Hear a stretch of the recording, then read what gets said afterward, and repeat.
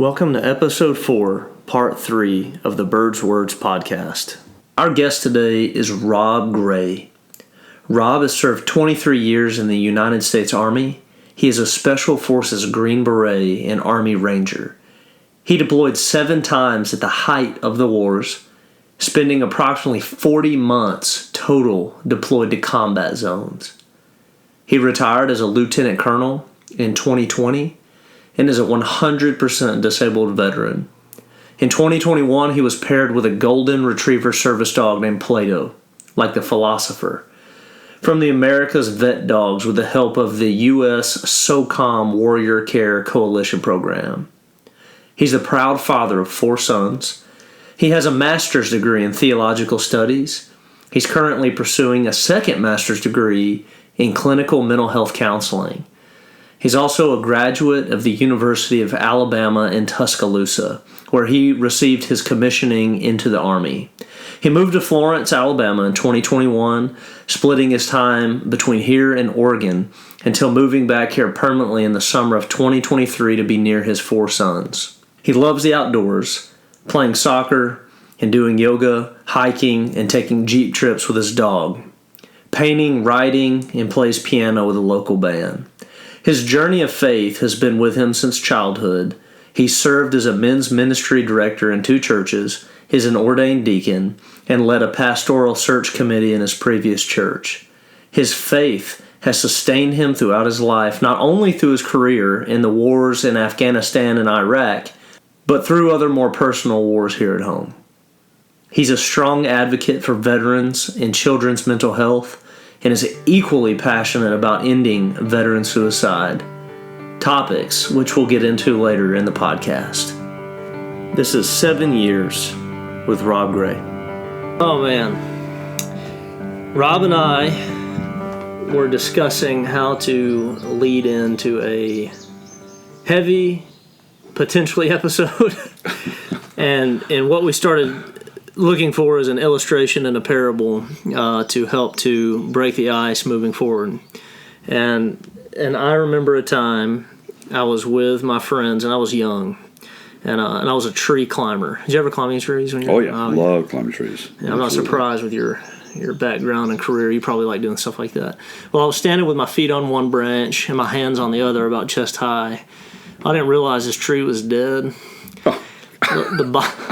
The bottom literally tore out. The bottom branch went, and it swung my feet directly out in front of me with a perfect velocity to break that upper branch. How high up were you?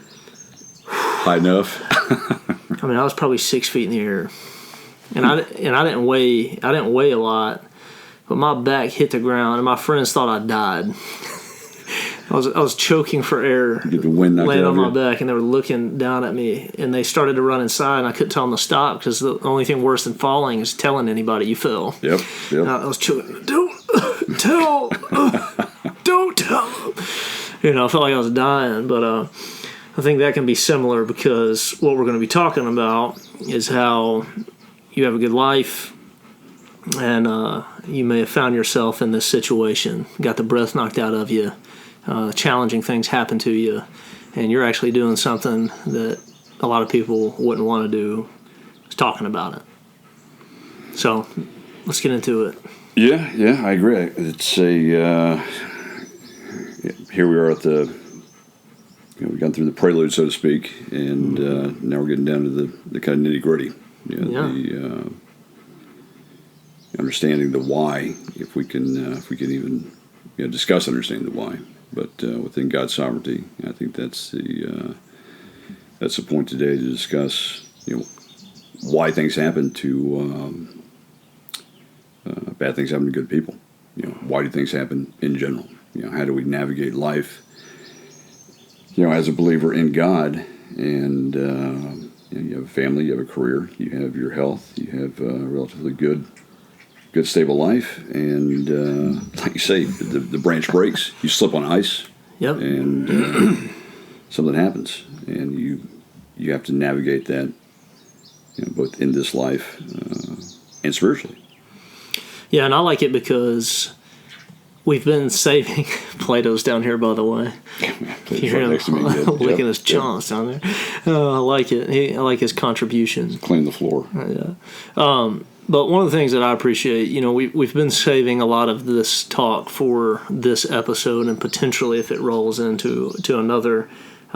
We talked a lot about your career, building up to this. And now here we are, and we're trying to have a big spiritual emphasis and breach these topics that we care about, that are challenging, and affect so many people. I mean, I would argue in this life, Christians are going to face some form of challenge. Absolutely. I mean, we're told that. Yep. It comes with the. It comes with your faith. It comes with. It comes with just navigating the world, in general. Mm-hmm. So we're going to cover some heavy topics, but we're going to cover topics that I think you want to hear it, because deep down, when you are struggling with this, you want to know that other people have felt the way that you feel sometimes. And you as the listener, we feel that way. We have had pain. We're about to discuss it. And so as we discuss it, we also want you to know it's, if you stop listening halfway through, we're moving towards God's sovereignty and the hope that we have in Jesus Christ, being the gospel. It's not, even though we might wade through some tough waters, we're not going to stay there. But we are going to cover those topics. So let's start in Belgium. Yeah, and let me just caveat that too again, man. I guess it's nerves before doing this, and we talked about it a lot. And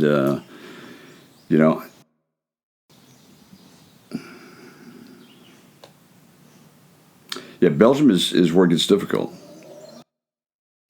These past 7 years. The reason I'm doing this is because I want to try to give hope to people that struggle with, or struggling with, or have a loved one that's struggling with some of the same things that I've encountered. And I want to be very clear up front. We're going to talk about things like depression.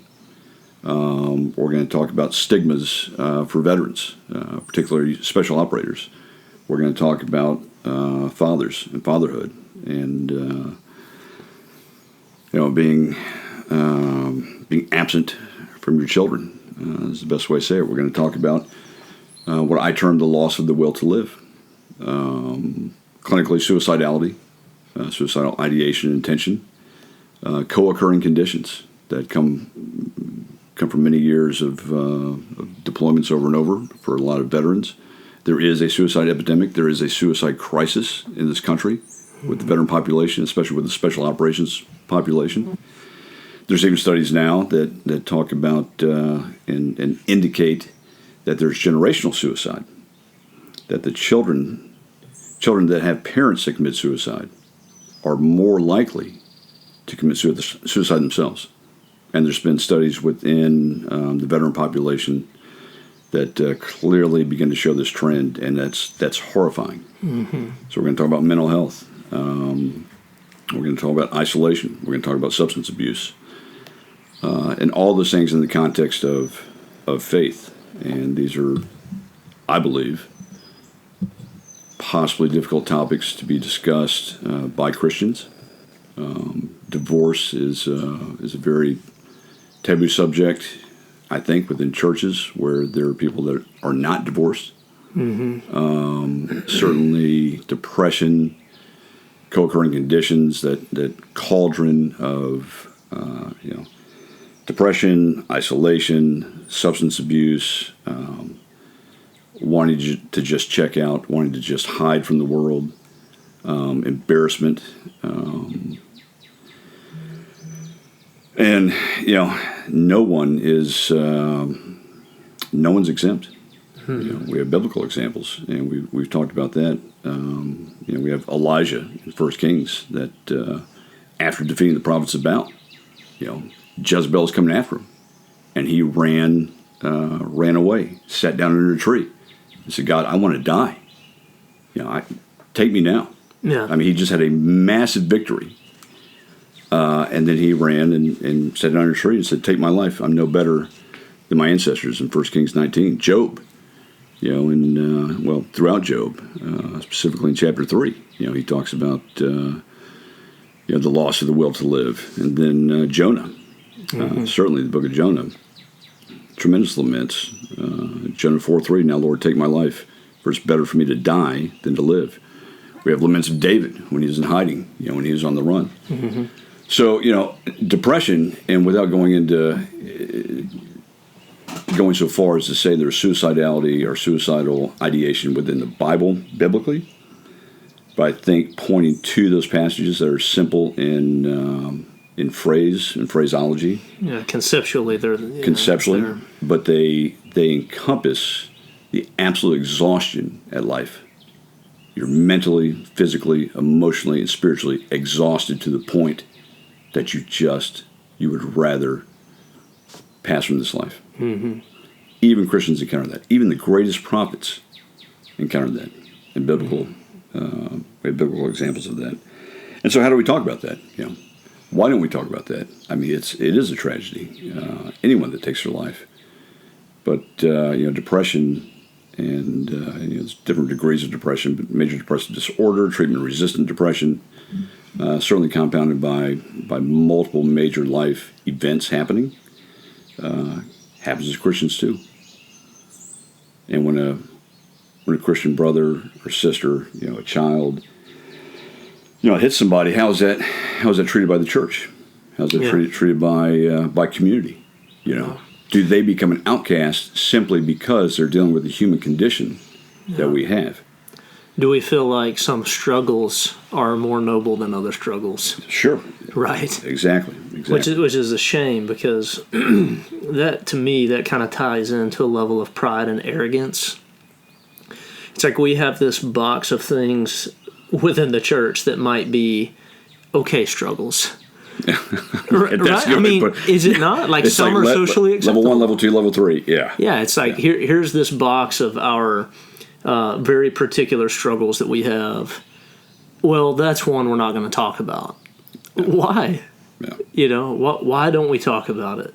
And it's notable that you're willing to talk about it, because with it comes a level of pain and hurt and frustration and navigation through these deep spiritual principles.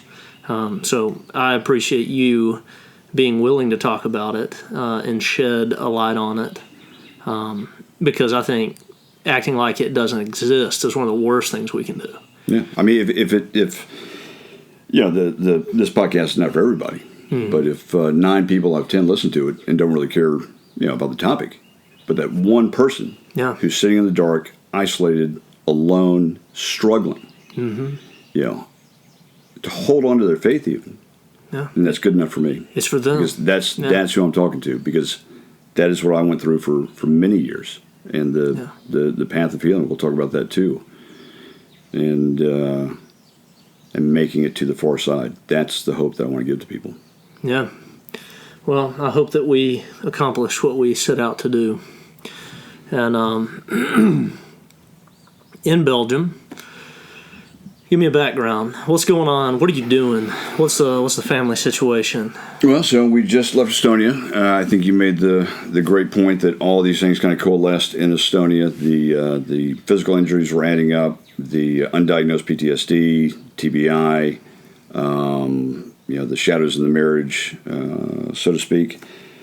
And I was approaching the end of my career. Which was, what was your role right now? Became the J7 director for all NATO special operations exercises and training across the NATO commands in Europe. And it was at a very critical time. It was right after Ukraine kicked off. So a JCO director in a multinational headquarters for European Special Operations Forces.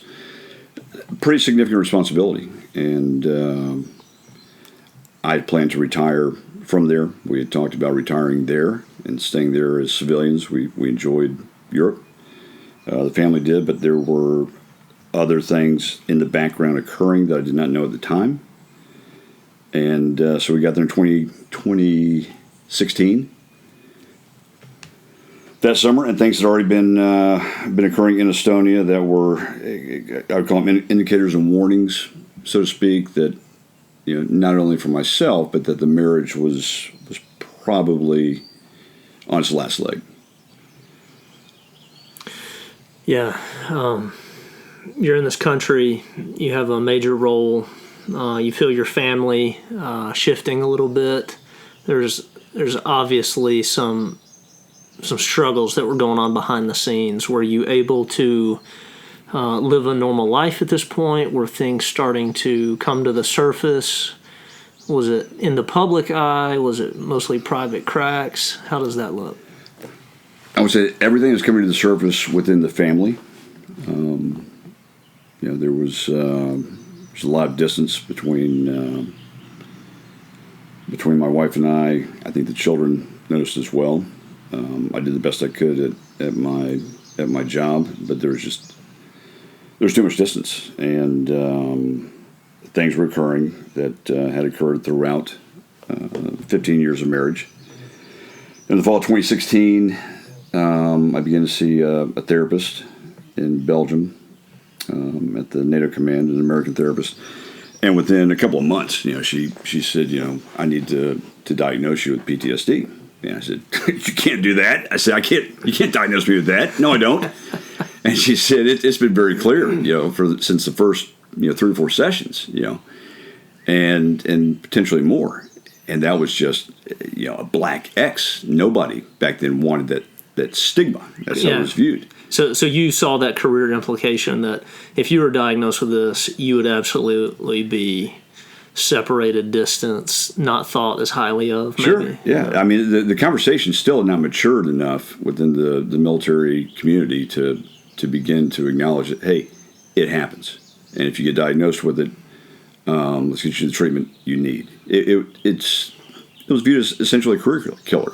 Yeah. And nobody really wants to believe that anyway. But she was right, and she did. And then I got screened for TBI, and I came up very positive for TBI.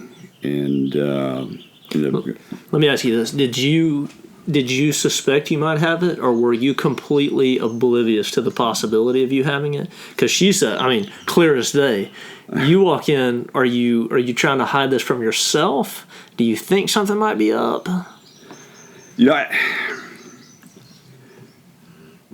I can definitely say I understood hypervigilance back then. Mm-hmm. I could understand not being as organized mentally.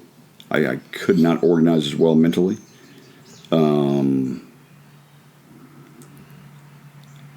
I honestly thought it was nightmares and dreams, though. I thought it was flashbacks, nightmares and dreams. You're jumping on the floor at the sound of a bang of a car, back engine or something like that.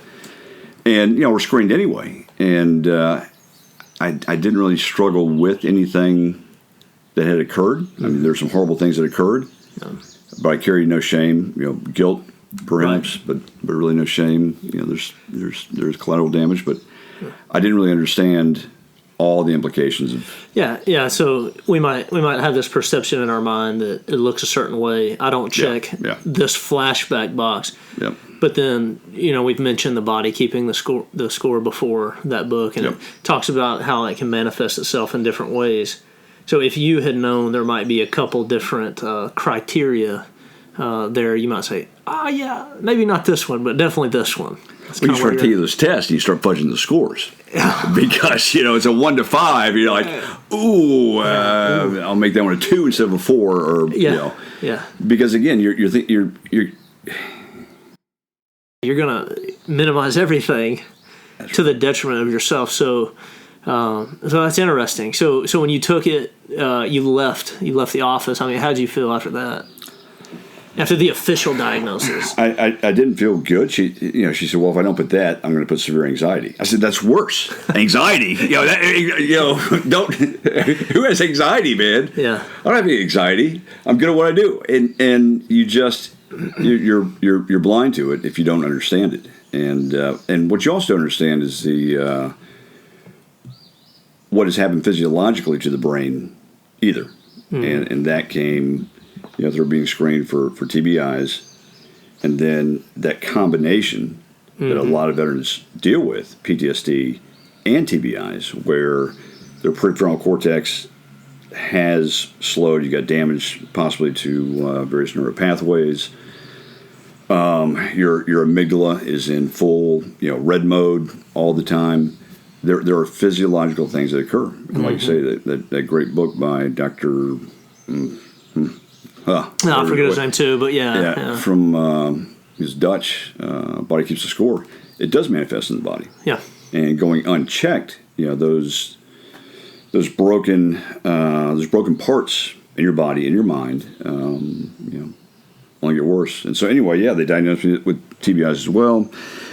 Sent me to a 7-week program at Landstuhl, the large U.S. hospital down in Germany, with 6 other Green Berets, and we went through a 7-week TBI. TBI, I don't know, resident thing where they tried to,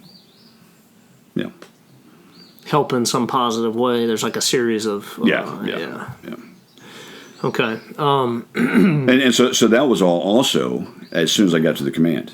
Mm-hmm. So I get there on the J7, and then by March, it's only 6-7 months later, I'm going down for a 7-month medical treatment at Landstuhl.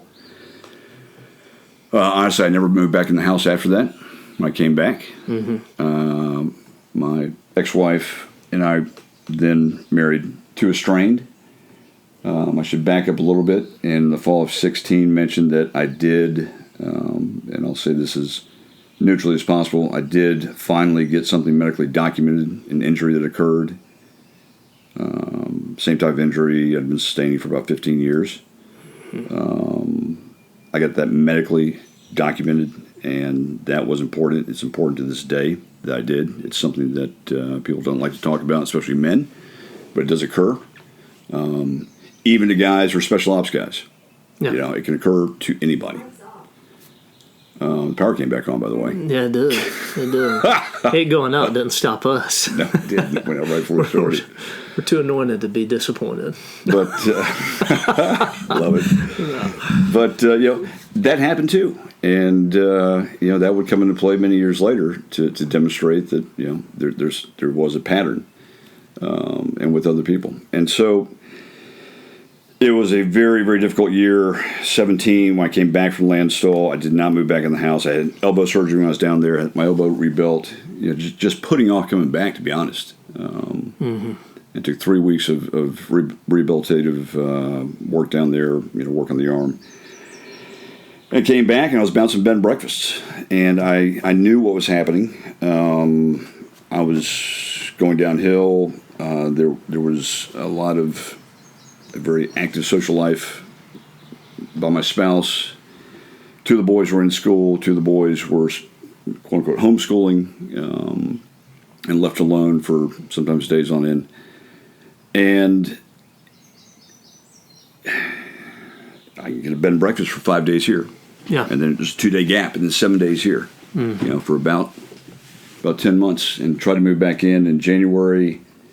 There was a reconciliation of sorts, but it was simply too much. And and just to clarify, and you're being, from what I perceive, very modest. You've had some medical diagnosis that put a significant strain on you. There's some things happening within your family that's not right. And you are very much hurt by all these things. Your world is being just ripped apart right in front of your face. So mentally, what's going through your mind? Spiritual drift is something we kind of mentioned in the other episodes, but in Estonia, we had found an international church, but it's a very small English-speaking community there. Very close to the pastor and his family, but things were occurring over there. And by the time we got to Belgium, we weren't going to church at all. I can remember going to church as a family in the very beginning, the entire family, all 6 of us, 4 boys. And then over time, it was just myself, my older sons. Mm-hmm. And it trickled down to just myself, my oldest son. And then trickled down to just me. Yeah. And so, already feeling alone and isolated spiritually, not living in my own home, keeping all that a secret, from work, as a significant, J-code director in a multinational headquarters, and paying out of pocket to bounce bed and breakfasts and hotels, and slept in my car a few nights. Yeah. Just because there was a gap. Yeah. And knowing that she was out with other people, sometimes for days at a time. Yeah. And just in hindsight, to be honest, going back, again, not to be petty, but there has to be context to the collapse, so to speak. Yeah. And so I did come to find out in 2018 that she had been in a 2-year relationship with a Danish man from Estonia. Mm. They had planned to essentially leave their spouses in the summer of 2018. That 2-year plan had been in place for 2 years since we moved to Belgium, and I had no idea. And then there were other things in front of me there. And so all these things, and that came to light in May of 18. And I didn't know how to talk about it with anybody. I did not know what was happening. I was crying out to God, okay, whatever purpose, whatever plan you have in this, let's wrap it up and, get back to you and save the family. Mm-hmm. And let us be an example of how love overcomes all things. So you were in a mental space, or maybe even a spiritual space, to even try to restore the family at this point? I had been giving forgiveness since at least 2005. Wow. Just for the shadows. Hmm. And as far as the medical documentation, since the first year. Yeah. Something that was absolutely foreign to me coming into the marriage. And so,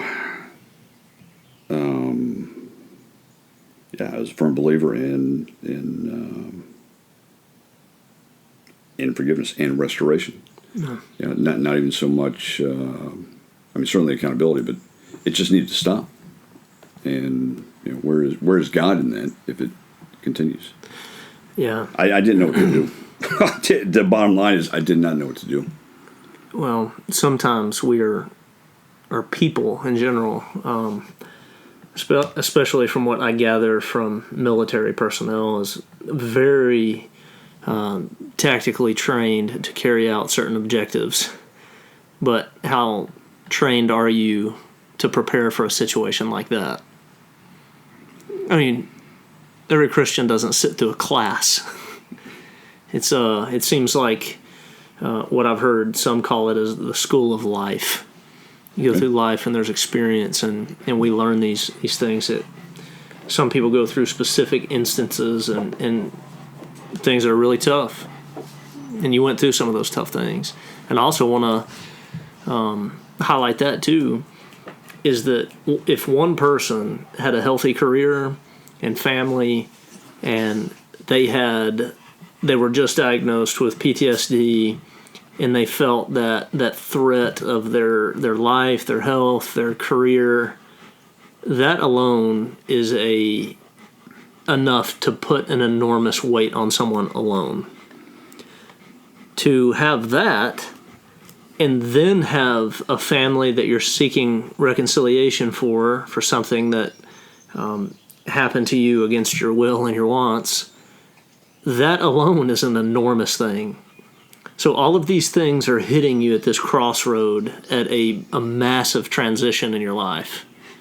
And that's a lot. So do you feel like you had the adequate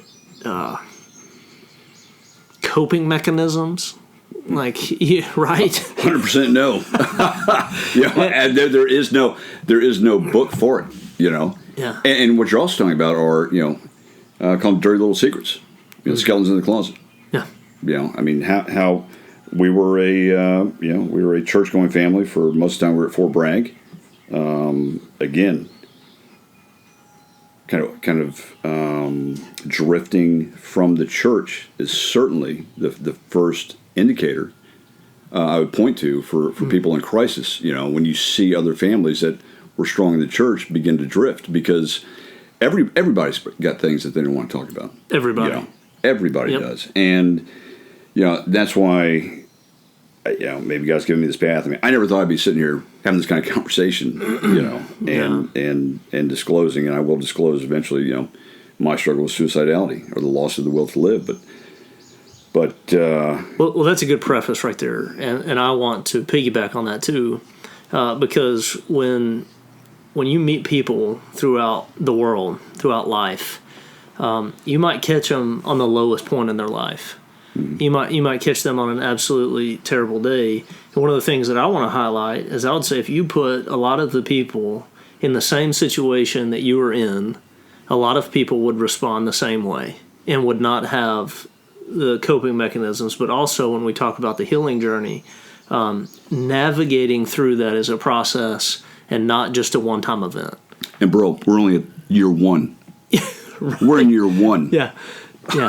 And this episode is called 7 years. And this is year one. Yes. And the other thing, too, as I close up this thought, is, when you look at people, we have no idea what they've been through on the surface. And things may look fine, things may look okay. But when we interact with people, we have no idea what is going on behind the scenes, behind the mask, behind the uniform, behind the day-to-day job that we have to do. The scars they carry. The scars they carry. And so I think that this might highlight a little bit of that too. Cannot look down on anybody, cannot judge anybody. It's a good reminder. Good reminder. Yeah, so so it was extremely difficult. And as I kind of lived outside of the home, it was an obvious secret. It was not a secret to anybody around me. And, at work, I worked later. I would drink more with the international guys to sort things. And eventually the command got involved and decided to curtail my assignment by 1 year. We're there for 3 years. And they knew about the active social life with foreign nationals outside of NATO families and families there on, U.S. government, official orders or diplomatic orders, as we had been on. And they knew about my conditions, originally diagnosed PTSD, TBI, the mother's not home, she's got other things going on. And so we were supposed to move in the summer of 2018 to Tampa, Florida, to a new assignment to U.S. SOCOM at MacDill Air Force Base. And so an RFO, request for orders, was cut as early as, that decision was made in February or March of 2018. And so we were supposed to leave roughly in June. And again, I did not know what was about this 2-year plan I referred to. And that ended up collapsing in May when they met in another country, took a vacation. He broke it off, essentially. And she turned to a backup plan to come here to Alabama, is the only way to say it. It's a very bizarre story. I'm trying to to be, but it's my story. I don't know how else to tell it other than tell it factually to explain how I got where I got. But with orders to Tampa, it was decided that she and the children would fly out first. I would fly about 90 days later, to do a transition. They had to find somebody to backfill me. I had to do a handover. There were some other things going on. They prepared to leave. We all went to the Belgium Zoo together a couple days before they flew out. We were talking about getting the house in Tampa and Disney World and X, Y, and Z, and we get a therapist there, a marriage therapist, and try and work through things. And SOCOM was going to take care of us and give me the help I needed and bring back a very broken family. And long story short, they flew out on government orders.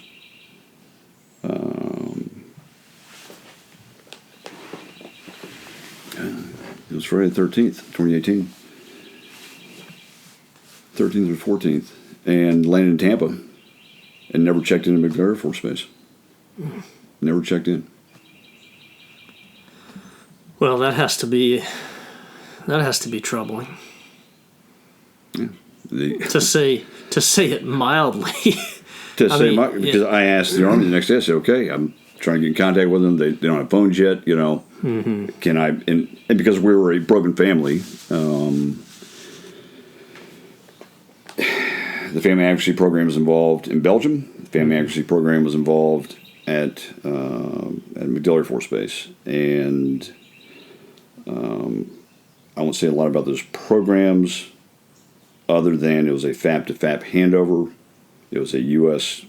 Taxpayer dollar funded PCS move, permanent change of station, with orders to Tampa. Yeah. And what I heard from you is it doesn't sound like, without being too hard on any program or anybody, it didn't adequately handle the depth of in the breadth of the situation.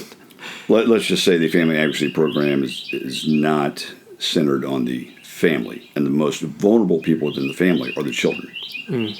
And so the children, what they were going through and experiencing, was never taken into account. Yeah.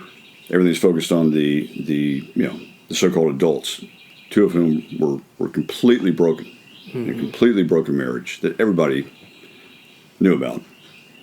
And so the next day I'm calling FAP saying, hey, did they get there okay? They get there safe? They get checked in? Because they had lodging, they had rental car, they had housing office ready to go. They were going to do medical intakes, etc. Never checked in. She simply disappeared. Wow. And so the Army, for about 3 days, began to just say, well, we're waiting to hear back. And I said, waiting for what? Yeah. So I began to call Tampa. Yeah. And I began to call the security police down there that ran the gates. I said, do you have a record of my wife's ID card being scanned even on the base at the gate coming in? Like, we have no record of her. And so nobody knew where she or my sons were. The Army didn't know. I called her father. He didn't know.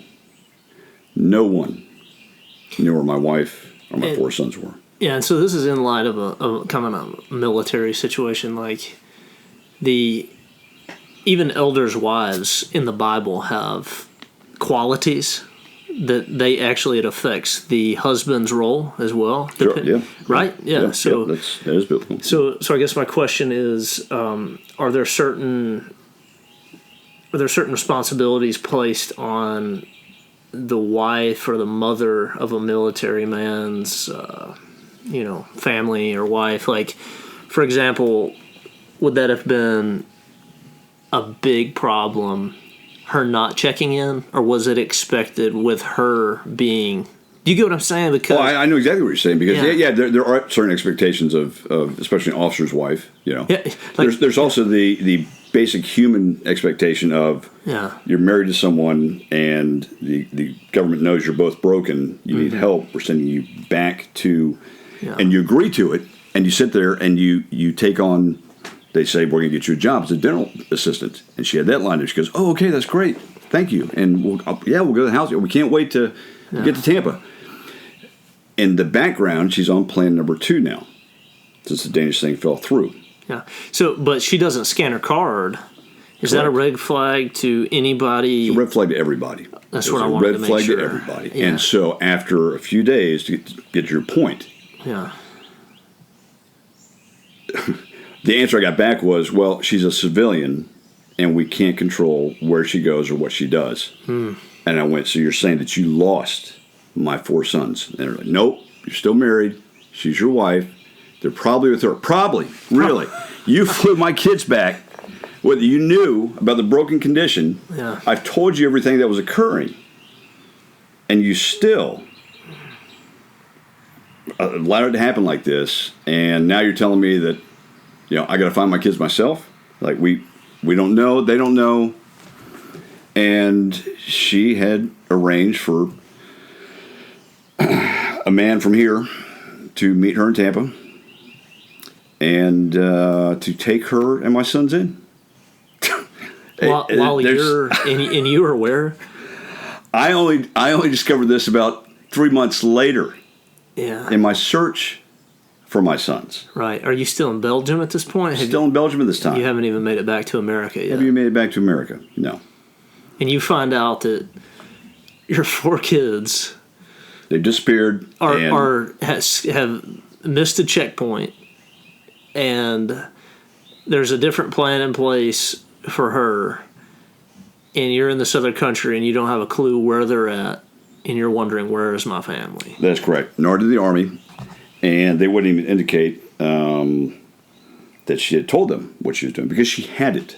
Because she played the game of, I'll go to Tampa, we're going to get the job.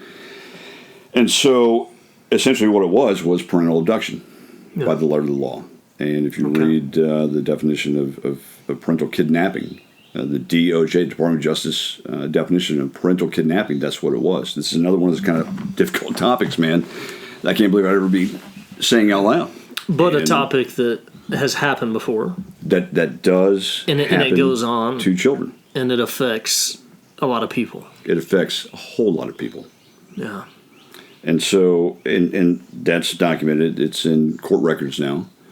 Well, let's talk about that for a minute. So you're headed back to America.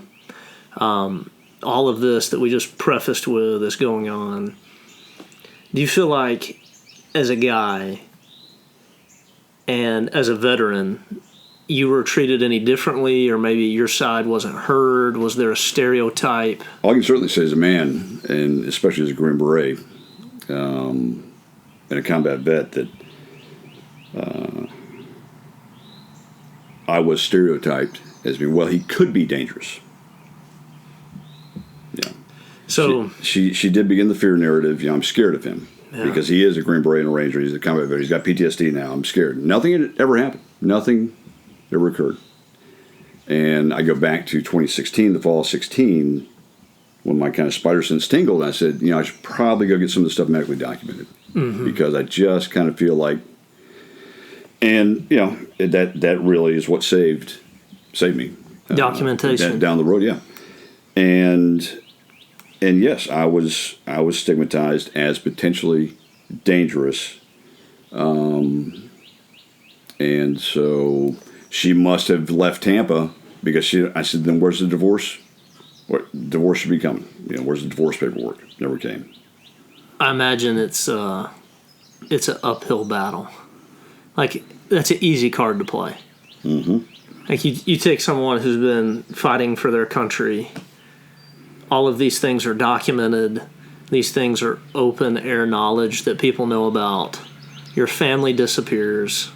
In your words, and in the written law, according to the DOJ, I think you said parental abduction. Yep. And then there's this little card that's pulled out of the pocket. You're a Rambo. Yep.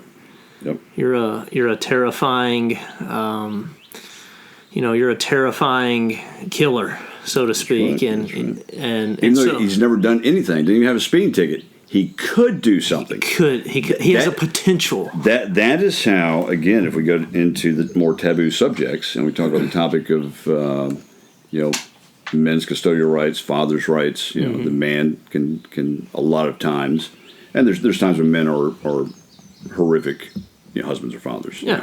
Well, anybody can be. Yeah, anybody can be. Mothers too, women too, and that stigma did come out. Well, he's got all these qualifications. He went to combat a whole bunch. He's got these diagnoses, and he could do something. Yeah. And but everything else is not considered. Okay, the guy the guy's served honorably. He's got a lot of people have written letters or that would come to write letters of recommendation to include pastors, general officers, high-ranking people, PhDs, across the board. Mm-hmm. And yet, that exciting narrative, the Rambo narrative, is more sensational to the people that have already chosen the side. Do you feel like that the weaponized stereotype of military personnel is a common card to play? It very much is. And that's part of what fuels the suicide epidemic. Yeah. And that is exactly what fueled my descent into the absolute darkest place I ever could have found myself. Yeah. Having these things said about me, and eventually when the divorce did come, and just for the record, I divorced her from North Carolina once I got back to Fort Bragg. But it didn't matter because now that narrative has shifted into the court system, and I was labeled as Rambo within the court system, and it just perpetuated. Yeah. Well, you have your footing on the battlefield. Were you prepared for what was about to happen on the struggle, figuratively speaking, of the battlefield for your family and the court system? No, I was not. But you probably want to know how I found my kids. Yeah. Yeah. So one of the most terrifying thoughts I could ever think about would be, where's my family? And so at this point, you still don't know where your family's at. You don't know where your kids are at. No, for more than 60 days, no. And nor did her parents. Now, for the first 60 days, and let me be very clear that she did not inform anyone, to include FAP or anybody else. This plan had been in place for about 2 months prior to her going, after the Danish plan kind of fell apart. So I figured either Georgia, somewhere in Tampa. It wasn't far-fetched to think Alabama because she had been in touch with her ex-high school boyfriend from, 20-something years back. And eventually I came to discover that my kids were had started school in Florence, Alabama. And so at that point, I kind of went, wow, okay, that actually happened. Wow. That's a real thing. And so I needed to confirm that to be able to go to my command and discuss getting back to the States as quick as possible because I found my kids. Was anybody else worried? Was anybody else worried that your family is missing? In Belgium, it was a disaster. Yeah, it was a disaster. Now the command and my commander, phenomenal man. FAP was doing everything they could to, we have no responsibility. She's a civilian, et cetera.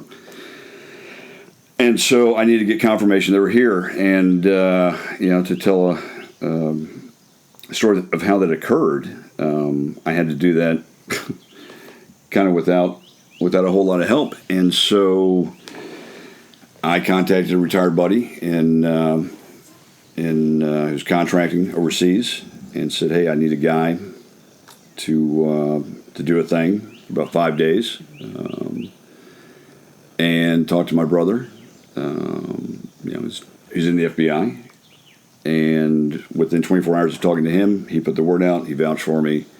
A guy came back to him and said, "Yep, I'm happy to help out."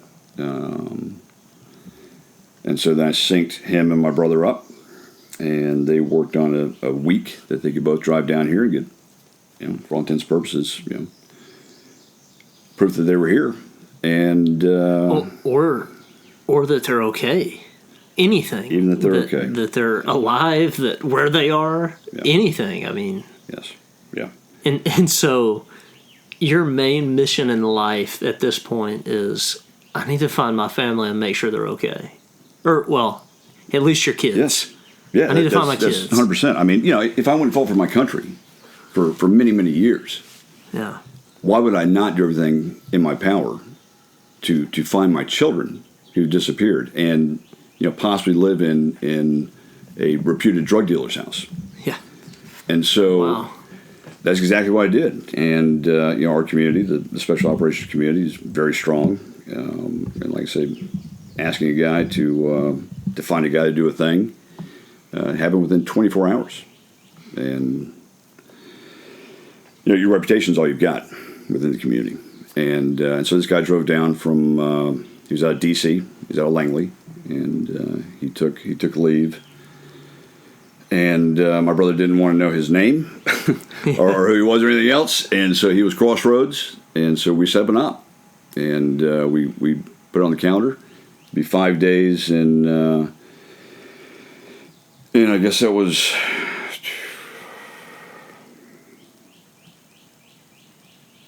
I came back in November, so it was late September, early October. And I had to get down to Germany to stay with another buddy to run the op and to do it from his house, not from my place up in Belgium. And so we synced this thing up, and we operated over essentially secure comms. And my brother and Crossroads drove down to Florence, Alabama. Myself and Rainbow Brightness ran the op from Germany. We had help from Lucia Brock in France, and a couple of Jedburgh teams that we had also volunteered to pitch in once they heard about it. Yeah. And they came down here for 5 days, and sure enough, they confirmed that, this guy, this is a guy who runs a drug rehab place with his mom. Yeah. And they've got all kind of, significant, 501c3, tax issues, and there's a lot of shadiness there, and your kids are living in the living room in a tent, the youngest boys, and it was a pretty bad situation. Yeah. I mean, let me just be real, soft vanilla about it. It was a bad situation. Yeah. And so I called another buddy of mine, a colonel down at Fort Rucker, on about day 3 or 4, and said, "Hey, man, old family friend," and his wife had been friends with my wife. I said, "My brother's up in Florence, Alabama. He found my kids. I'd like for you to drive up with him and take them out to dinner and have a conversation with them." And he dropped what he was doing, and he drove up there the next day. Mm. And so, great people came together to confirm my kids were there. And so my brother and this full colonel, day 4, went and knocked on the door. And my sons answered the door and went, "Wow."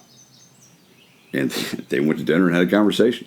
I bet you had an enormous weight that just fell off your shoulders. Things are still terrible, but I bet just knowing they're okay went a long way for you.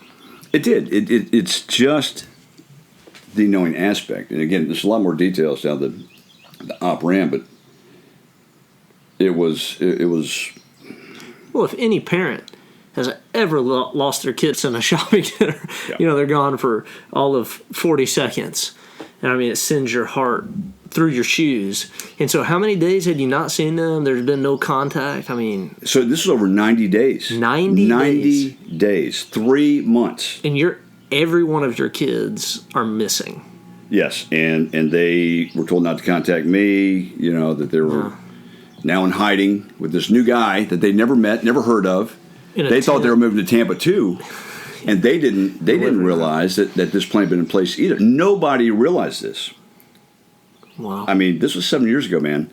And only until recently, until only about a year, December 2012, or 2023,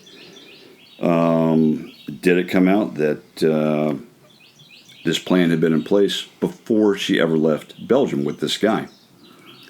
And now it's known. And so when you talk about the kind of hurricane spreading effects, wind to a tornado to a storm to a hurricane, the cascading effects actually of her choices and decisions would now begin to intersect with all these other people's lives. It wasn't just mine that was in chaos.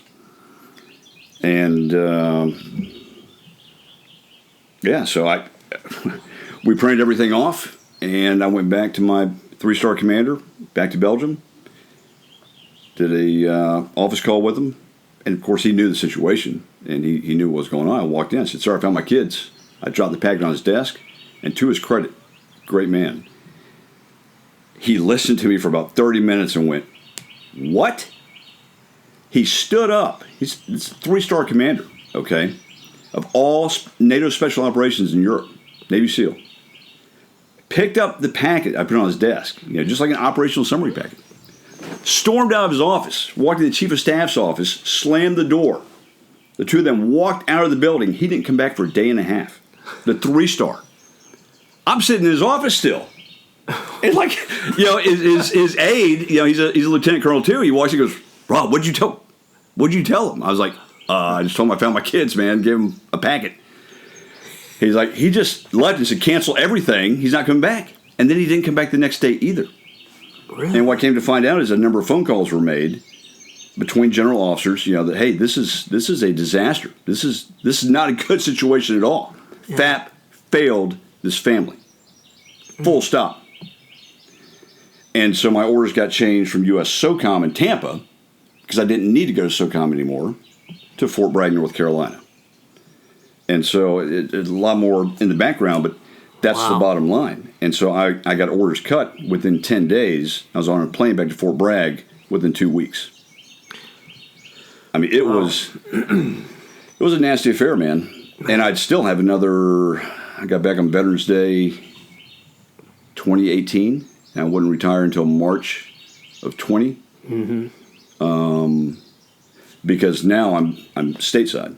Yeah. And, she's got the kids down there. I filed for divorce, and I came down here to see the kids, and essentially I was denied seeing them. Yeah. And that's...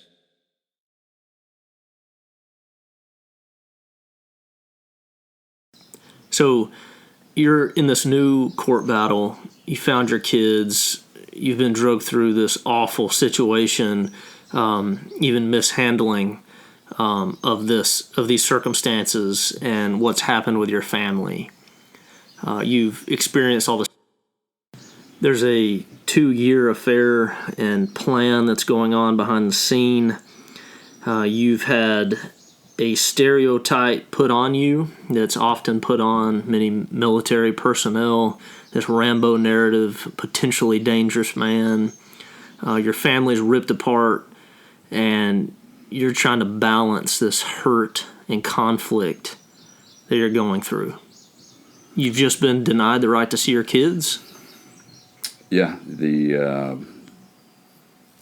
just factually speaking, once I came back to the States, she then shifted, as I said, from the military to the family court system and got a protective order. And said again, I'm scared.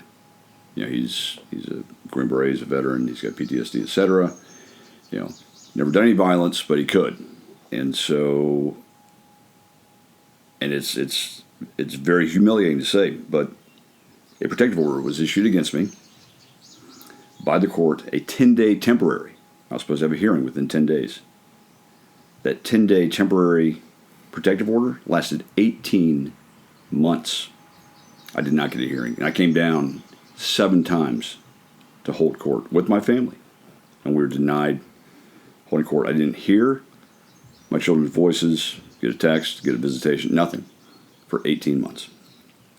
Well, I want to briefly just mention this because it's something that happens to people, specifically men too.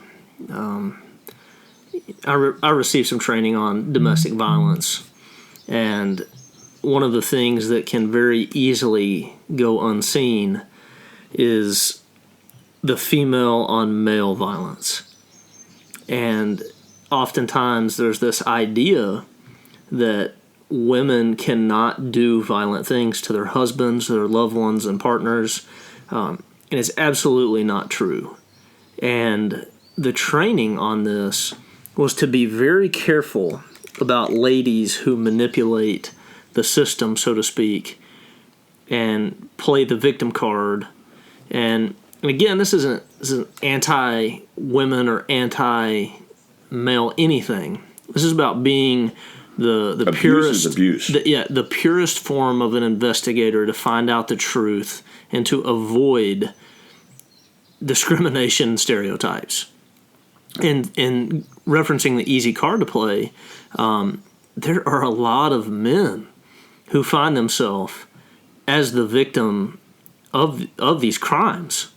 Accusations. Accusations. False accusations. Yeah, and the fact that even if the male might be the victim, that a lady could seek out a protective order against someone while they might actually be the victim. You can unfortunately, a lot of times people know the law better than we do sometimes. I've heard that said before. People who think that way and live that way, they know which buttons to push, which hot topics and keywords to say, and how to act. And unfortunately, it can work sometimes. It can work, and good people can find themselves in these situations. And so I just wanted to say that if you're a guy, you can be the victim of domestic violence too. That happens to men in the church. That happens to police officers and military personnel. It can happen to anybody. And so if you're that person, documentation is a big part of it. Knowing your rights is a big part of it. Just because you're a guy, it doesn't mean that you don't have rights. So just wanted to say that. Yeah, it again, very challenging to sit here and have this conversation. These are facts. Though they're on the record. It did occur, and as I talked about, I had it documented in Belgium medically. It has since occurred, here with her new partner and his children, also on the record. And there's no validation in it. There's no satisfaction in discussing it, other than to say that the true victimization, when those kind of things are not digested or not processed or not actually investigated. And let me mention also, just factually, 3 guardian ad litems have resigned over this case, in the span of our 5+ year divorce.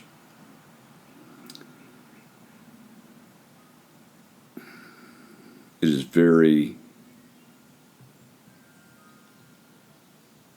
hard to talk about. It's not something that I'm excited to talk about, but it does happen. You brought it up. Your words, female and male interpersonal violence, does happen, and it happens to people. it happens to people that would blow your mind. Yeah, that's the thing with me is, I know people that it's happened to, obviously, and it sounds like this mystical unicorn creature. It is so real. It is something that people honestly deal with. Yeah, and it is a very ugly topic. I'm not saying it's not. But an arrest record surfaced as well. Yeah. From college. And it happened way back then. And so the impact on, again, we're talking about now not just our marriage, our family unit. It's now happening in this new arrangement she has. Mm-hmm. And there's other people being brought into that false narrative of, the Army was used to get back to the States. The Army was used to get the plane flight, get to Tampa, whatever. Yeah. And then the backside plan was to get here, and that worked out. And these people have been sucked into that narrative. And again, who suffers? The kids. Children are the ones who suffer the greatest. So let's talk about something that's going to surface is in this next episode. Identity, and let's briefly recap kind of where we're at before we move into the darkest valley of your entire life. Yeah. You're a professional soldier. Eventually will be 100% disabled. Yep. Parent, husband, headed for a divorce. You're transitioning to civilian life alone. Every identity you had almost was wrecked. You were estranged from your kids. You didn't know who you were. Most likely embarrassed, ashamed, and probably felt like nobody cared. That's pretty accurate. Yeah, it's very accurate. So what was the next step for you before we wrap up with some closing thoughts? So as I said, with that protective order being extended for 18 months without a hearing, I take that back, from November until December, so 13, 14 months, but when you back up to Belgium, about 18 months. But that protective order, 13 months without a hearing. I went into 2019, and the depression just hit me. I wanted to die as we opened up, in the beginning. I had, no one did care. No one listened. No one looked at the facts and went, wait a second, there's something really wrong here. I began to drink more. Ultimately, that year, 2019, until I retired in 2020, it was a daily struggle with the loss of the will to live. I was at U.S. Army Special Operations Command back at Fort Bragg. They took care of me. To their credit, they got me to 30-day rehabs. On active duty as I was medically retiring, and I did that 3 times in the next year and a half until I retired. I was on literally life support. I had no will to live, and the struggle was daily. Mm-hmm. Well, this is quite the challenge that you've been through. And it's a challenge that people can find themselves in. People can find themselves disappointed and hurt. If you would have had 4 options on a test, you probably wouldn't have picked this option for your life. And this also goes back to people that we encounter. You never know when someone's having an awful day. Yeah, that option is not even on the test. It's not, yeah. It's just not even thought about. Turn the page over. It's in the bottom right corner. And so, yeah, you wouldn't have guessed it, but it's where many good people find themselves is in tough and unthinkable situations. So as we close, this next episode is going to talk about not just the valley, but coming out of it. What to do if you find yourself in a situation, if you're struggling with hurt and conflict and pain, maybe depression, all these things that have been discussed, these heavy topics that are relevant today. Where do we go from there? Yeah, the spiritual implication is going from suffering to redemption, but never losing your faith. That's right. Trying to hold on to God. Yeah, asking God why. Why? Why is this happening? But never rebuking God, never leaving your faith. And that's the message to give to others. Yeah, I'm excited about these spiritual concepts we're going to talk about. They're real, they're tough, they're exciting. So we'll see you on the next one. You just finished listening to episode 4, part 3 of the Birds Words podcast. And we want to encourage you that if you need help, hang on and utilize every resource that you have available. Reach out to someone that you trust. And also take a look at our description section for any additional resources that we add so that you can check them out as well. And if you have anything you'd like to share with us, send us an email at birdswordspodcast@gmail.com. Thanks for listening, and don't forget to go check out the next episode.